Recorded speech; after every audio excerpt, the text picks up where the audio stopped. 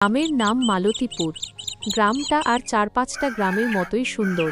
গ্রামের উত্তরে বিনয়ের বাড়ি, ছোট্ট একটা মাটির কুঁড়ে ঘর। বিনয় পেশায় একজন গরুর গাড়ি চালক।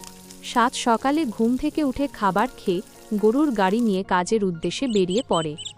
গোপাল বাবা, আমি কাজে বেড়ালাম, তুই সময় মতো খেয়ে নিস। হ্যাঁ বাবা, তোমাকে চিন্তা করতে হবে না।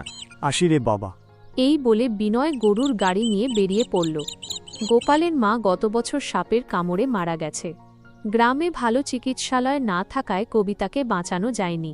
তখন থেকেই গোপাল প্রতিজ্ঞা করেছিল, সে ভালোভাবে পড়াশোনা করে বড় ডাক্তার হবে আর গ্রামের লোকের চিকিৎসা করবে।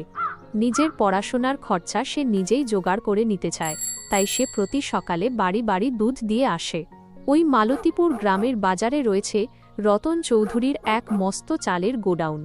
রতন চৌধুরী ওই গ্রামের একমাত্র মহাজন। গ্রামের সবাই তাকে মান্যি গণ্যি করে, কিন্তু সেটা সম্মান বা শ্রদ্ধা জানিয়ে নয়, বরং ভয়েতে।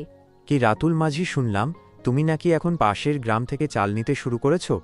আগে রতনবাবু ওখানে থেকে চালটা আনলে অনেক কমে পাই, তাই খরিদ্দারকেও ন্যায্য দামে চাল দিতে পারি। আমার চালের গোডাউন ছেড়ে তুমি অন্য গ্রাম থেকে চাল নিচ্ছ, এটা তো আমি মোটেও সহ্য করব না না রাতুল মাঝি। এরপর যদি একটু এদিক ওদিক হয়েছে তো বুঝতে পারছো তো কি হবে তোমার। হ্যাঁ বাবু, আমার ভুল হয়ে গেছে, এরম আর কখনো হবে না। আমার নাম রতন চৌধুরী, কথাটা যেন মাথায় থাকে। যাও এখন। আজ্ঞে বাবু। রতন এভাবে ভয় দেখিয়ে সব দোকানদারদের দাপিয়ে রেখেছে। কারুর কিছুই বলার জোর নেই, কারণ নিজের জীবন সবার কাছে দামি। তাছাড়াও পুলিশ, গ্রামের প্রধান সবাইকে টাকা খাবিয়ে রাখে রতন চৌধুরী। তখন ওখানে একটা কম বয়সী ছেলে এসে হাজির হলো। কিরে, টাকা দিল? দেবে না মানে যন্ত্র দেখাতেই সব টাকা বের করে দিল। পরের দিন বিনয় রতনের দোকানে চাল নিয়ে গরুর গাড়িতে ভরছিল। বাবু, বস্তাগুলো গাড়িতে তুলে দিয়েছি।